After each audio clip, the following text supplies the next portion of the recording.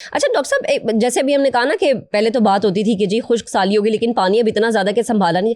یہ جو پانی کو سنبھالنا ہے، یہ جو پانی کو اسٹور کرنے والی بات ہے، یہ کیسے ہوگا؟ کیونکہ اب پانی تو آ گیا، جو ایک قدرتی چیز آنی تھی وہ تو آ گئی، لیکن یہ پانی کو اسٹور کیسے کرنا ہے ہم نے کہ ان فیوچر خدا نہ خواستہ اگر کبھی بھی ہمیں پانی کی کمی کا سامنا ہو تو ہم اس پانی کو استعمال کر سکیں، یہ اس پانی کو دوسرے ذرائع سے ہم کے لیے استعمال کر سکیں. کیسے اسٹور کرنا ہے ہم نے اس پانی کو؟ اسٹور کرنے کی ہمیں کیا ضرورت ہے؟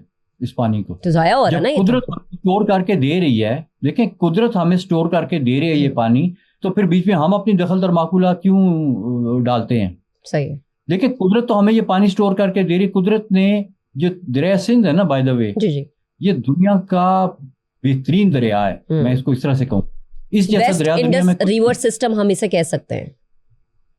جی، جو اس کا نیچرل سسٹم ہے، ٹھیک ہے، وہ نہیں جو ہم نے بیچ میں کنال اور ڈیم اور بیراج اور اس طرح کی چیزیں بنا کے کی ہے، نہیں، جو قدرت نے بنایا. قدرت نے دیکھیں دریا کے بیچ میں پانی کا کوئی نہ کوئی سورس ہوتا ہے، کہیں نہ کہیں سے پانی آتا ہے. ایک جو مطلب ہے کہ بیسک سورس ہے کسی بھی دریا میں پانی کا، وہ ایٹماسفیرک سسٹم ہے. ہمارے ادھر جو بھی بادل بنتا ہے، بارش ہوتی ہے، الٹیمیٹلی وہ پانی دریا میں آتا ہے، اور دریا میں الٹیمیٹلی پانی جو بھی آ رہا ہے وہ سمندر سے اٹھ کے آیا ہے کسی نہ کسی ایٹماسفیرک سسٹم کے تھرو، اور وہ دریا میں شامل ہوا. ٹھیک ہے. ایٹماسفیرک سسٹم آپ کے پاس مونسون کا ہے اور سردیوں کا ہے، ویسٹرلی سسٹم ہے. آپ کے پاس دو ایٹماسفیرک سسٹمز ہیں جو دریا میں پانی لاتے ہیں. بہت سے دنیا کے دریا ہیں جس میں ایک ہی ایٹماسفیرک سسٹم ہوتا ہے، تو آپ کے پاس دو ہیں. جی. دوسری چیز کہ یہ سسٹم جو ہے، یہ جب دریا میں پانی لے کے آتے ہیں، دریا کے واٹر شیڈ میں پانی لاتے ہیں، یہ گلیشیئرز بھی بناتے ہیں. تو ہمارے پاس گلیشیئرز بھی ہیں. جب گرمی آتی ہے تو وہ گلیشیئر پگھلتے ہیں اور وہ بھی دریا میں پانی کو چھوڑتے ہیں. تو دوسرا آپ کا جو سسٹم ہے وہ سٹوریج کا سسٹم ہے جو کہ گلیشیئرز میں ہے. وہ جب کہہ رہے ہیں پانی کدھر سٹور کریں، قدرت خود ہی بہت سا پانی کو برف بنا کے گلیشیئر میں سٹور کر دیتی ہے. اور جب گرمیاں آتی ہیں، بادل نہیں برس رہا ہوتا، تو گلیشیئر کا پانی آپ کا آ رہا ہوتا ہے. یہ دوسرا سسٹم ہو گیا انڈس کا. تیسرا سسٹم وہ ہے جو کہ بہت بڑا ہے اور بہت ہی روبسٹ ہے، وہ گراؤنڈ واٹر کا سسٹم ہے. صحیح ہے. جب بہت زیادہ پانی آتا ہے آپ کے دریا میں، وہ پھیلتا ہے اور وہ گراؤنڈ واٹر کو ریچارج کر دیتا ہے. اور پھر جس وقت اب مونسون ختم ہو جائے گا ستمبر کے اینڈ تک، بارشیں بھی بند ہو جائیں گی، گلیشیئر بھی پگھلنا بند ہو جائیں گے، لیکن آپ کے دریاؤں میں پانی چلے گا اگلی گرمیوں تک. وہ پانی کدھر سے آ رہا ہے؟ وہ پانی آ رہا ہے، وہ پانی جس کو ہم بیس فلو کہتے ہیں، وہ گراؤنڈ واٹر ہے، وہ دریا میں واپس آنا شروع ہو جائے. یہ آپ کے سسٹم ہے. آپ کا جو دریا کا سسٹم ہے وہ اپنے ان چار میکانزمز پہ چل رہا ہے کہ ایک دریا کا اپنا فلو ہے، ایک گلیشیئر فلو ہے، ایک ایٹماسفیرک سسٹم ہے، اور ایک گراؤنڈ واٹر کا فلو ہے. دنیا کا کوئی دریا ان چار سسٹمز کے ساتھ نہیں چل رہا.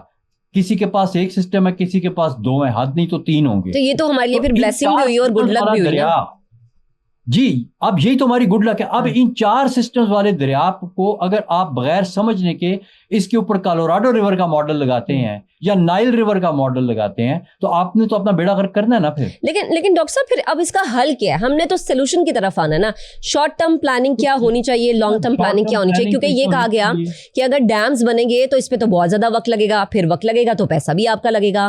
راتوں رات تو کچھ نہیں ہو جاتا، لیکن کوئی تو ایک وے ہوگا نا کہ جی شارٹ ٹرم میں تو میرے خیال میں شارٹ ٹرم جو سب سے پہلی چیز آپ نے کرنی ہے وہ لوگوں کو اس ہیزرڈ سے بچانا ہے. ٹھیک ہے.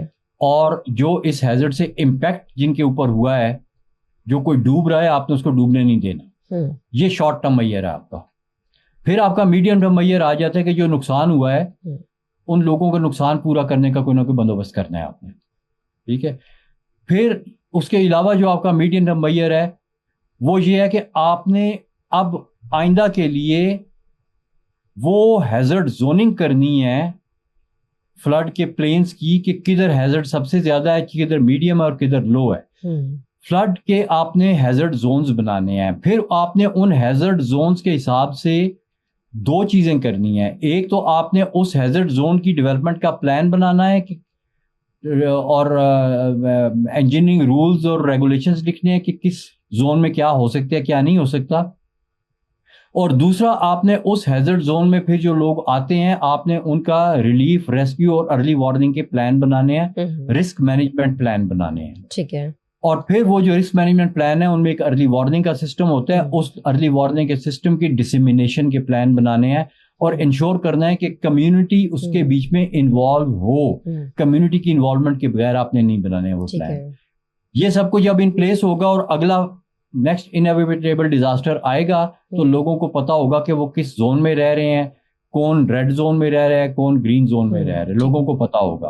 اور پھر وارننگ جب آئے گی تو ان کو پتا ہوگا کہ جی گرین وارننگ کا یہ مطلب ہے, یلو وارننگ کا یہ مطلب ہے, بلو وارننگ کا یہ مطلب ہے, اور ریڈ وارننگ کا یہ مطلب ہے. صحیح ہے. تو لوگوں کو پتا ہوگا, کمیونٹی ایجوکیشن.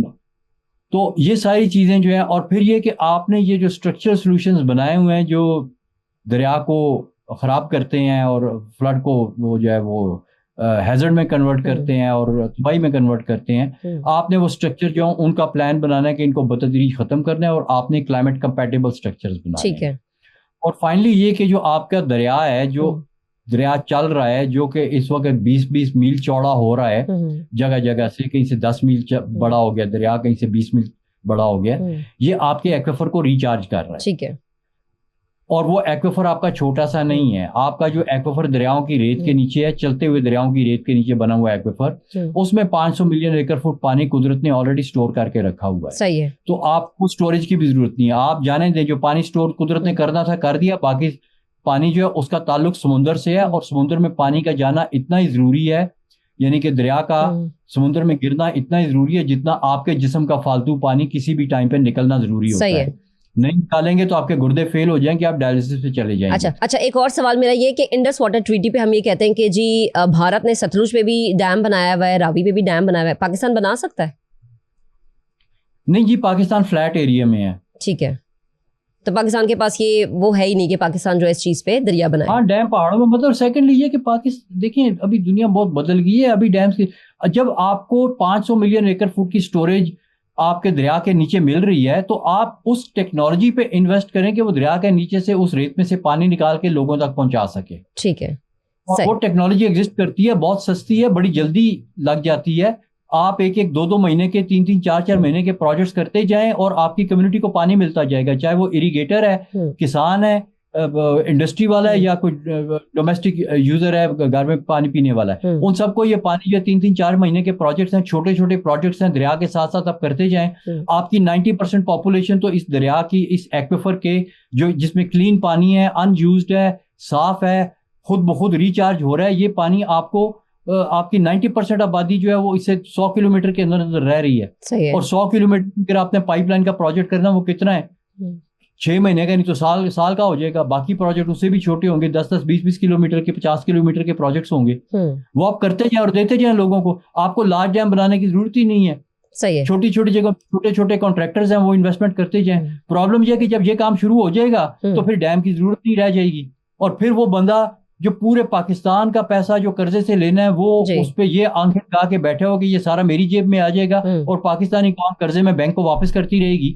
تو یعنی ڈاکٹر صاحب ہم یہ کہہ سکتے ہیں کہ ڈیم بنانا, یا یہ بات کر دینا کہ ڈیمز بن جائیں گے تو آنے والے سالوں میں آپ سیلاب کی تباہ کاریوں سے بچیں گے, ڈیمز بنانا کوئی حل نہیں ہے. Long term planning, short term planning, اور پلاننگ وہ ہو جو کہ واقعی آپ کے ریور سسٹم کو مد نظر رکھ کے بنائی گئی ہو, تبھی آپ اس طرح کے کلائمیٹ چینج کا مقابلہ کر سکتے ہیں. کیونکہ اب کلائمیٹ چینج بھی ایڈوانس ہو چکا ہے, اس لہٰذا آپ کو اپنے ماڈلز, اپنی پلاننگز سب کچھ ماڈرن بنانا ہے, ایڈوانس کرنا ہے, تبھی آپ آنے والے وقت میں یا پھر اگلے سال یہ کہیں گے کہ سیلاب نے ہمیں اتنا نقصان نہیں پہنچایا جتنا ہم نے پچھلے سال دیکھا تھا.